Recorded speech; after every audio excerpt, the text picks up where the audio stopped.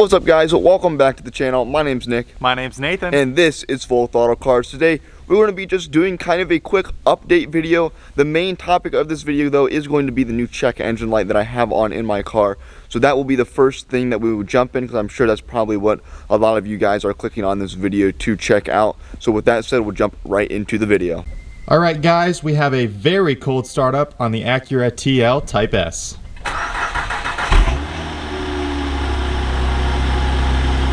Alright guys, before we hop into the video, I just do want to ask you to please like this video and subscribe to the channel. Please help push us to 2,000 subscribers. Also, if you are watching this video and are just watching it for the Acura part here, do actually try to stick around to the end of the video, because there are some very important things, very interesting things that we do want to mention. Alright guys, so before we set off, you can see I got the check engine light on down there. And I actually have 3 emission system codes. You can see them on the screen right there. Those bottom 2 codes, those were from another problem that I already fixed, so you can disregard those, I believe. I guess I just never reset the codes. However, the first emission system, the P0134, actually had that last spring, I believe. And then that one went away and it did not come back. This other one there on the second, the P2243, that was a more recent one, I believe. That came on this summer, and I believe that one went away also, but then it came back on. But it may have actually been this top one that came back on, because I actually did not see that one until just now when I pulled up the diagnostic information. And I'll actually show you how to check this if you guys are unsure. But right now I will go ahead and click on this one and see what it says. I'm not going to film that because it is a very irritating kind of voice and very loud, so I'll just let you guys know what it says. Alright guys, before we go into that code, I'll show you how to see the codes for yourself. If you're not sure, you can go to info setup, click on that bottom one there, then you go to messages, and then if you have messages in if they're trying to tell you something diagnostic wise, this will be lit up, and you click on diagnostic info, and then it shows you all of the codes. But yeah, I'll get into what those 3 emission system codes mean, and yeah, so we'll jump into that.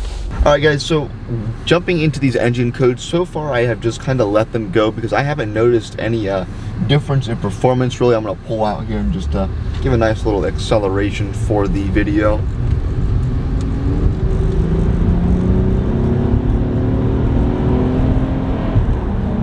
So I really haven't noticed any issues in performance or really any drop in any fuel economy or anything. So I have done some research on the 3 codes that are there, and what it seems to me, I'm not a mechanic or anything, but what it seems to me from my research is that it could potentially be a faulty oxygen sensor, as the oxygen sensor is not reading the correct levels. And the 3 codes there, 2 of those reference the different banks of the engine. So you have bank 1, you have bank 2, as it's a V6 engine, so you got the one side and the other side referencing the 2 banks. And actually both of those are on, or I guess it's thrown both of those codes, so potentially both of those oxygen sensors could be faulty.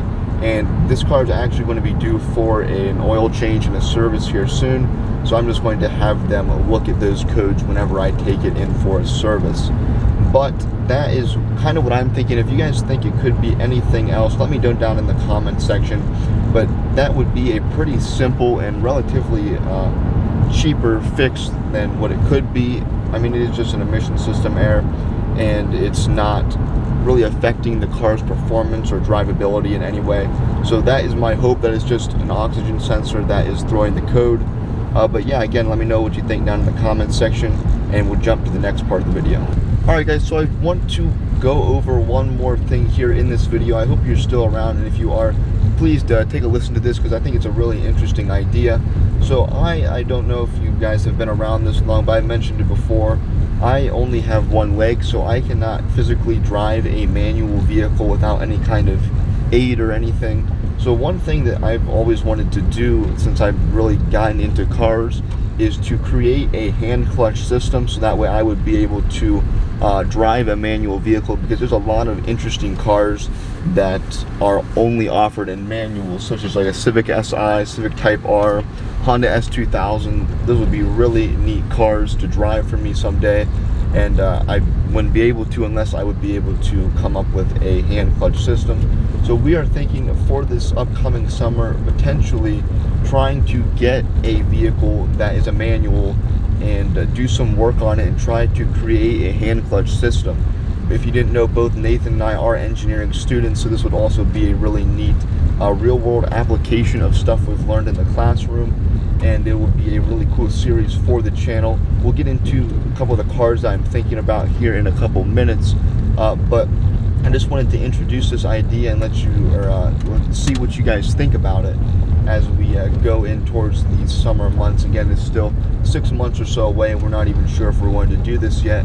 But if that would be something you guys would be interested in and you'd be watching, let us know down in the comment section, because it would really be a big benefit to us if that would help us boost our channel with more subscribers and possibly able to start earning a little bit more money from YouTube that could go towards financing some of the modifications that we'd have to do and some of the parts that we'd have to get to convert it to use a hand clutch.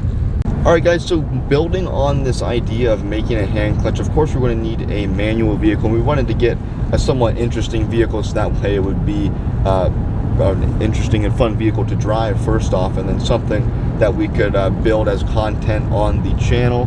So the two cars really that I've been thinking about, and of course it's all going to depend on kind of how the car market is going.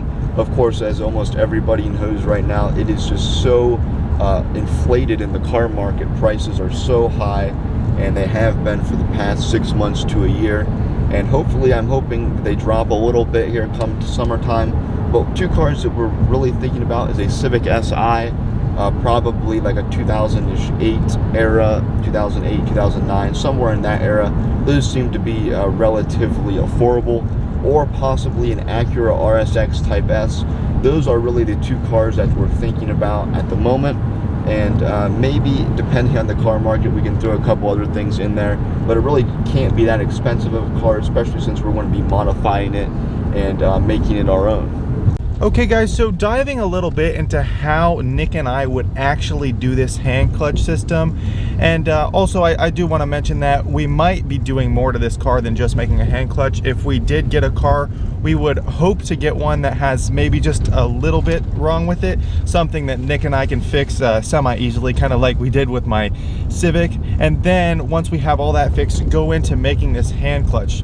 So yeah, going back to how we are going to do that, we are thinking that we're going to have it be controlled actually on the stick itself, what you use to shift, and you would use your hand and you would squeeze on something like a bike brake, and that would run basically a cable to some sort of a spring or something that reads how hard and how far you're pulling on that brake, sort of that lever that we're going to have sitting on the stick there. And we're gonna have to use a little bit of computering, and I don't want to go into that too much because I know you guys are really here for the cars, but basically it's gonna read how hard you're pulling on that, use a spring or something, and a little bit of a computer, and then it's going to probably tap into the hydraulics of how the clutch already works. So a clutch has a cylinder near your foot and then one that actually acts on the clutch itself. And we were hoping to maybe just tee into that hydraulic system, and the further that you pull with your hand, the more hydraulic fluid that it would push into that system, therefore activating the clutch and giving a very realistic feeling. Because if we were just to make it be like an on or an off sort of a clutch thing with your hand, that would be a little bit boring and you wouldn't really have the feel of the clutch. So that is how Nick and I are planning on doing this, and hopefully, like he said, with our engineering experience, we would be able to really apply our knowledge and make something like this. Alright guys, so that is going to do it for this video today. If you enjoyed, please go down, drop a like and subscribe, share the channel, help us to hit 2,000 subscribers. But with that said, we'll see you in the next video. Bye guys.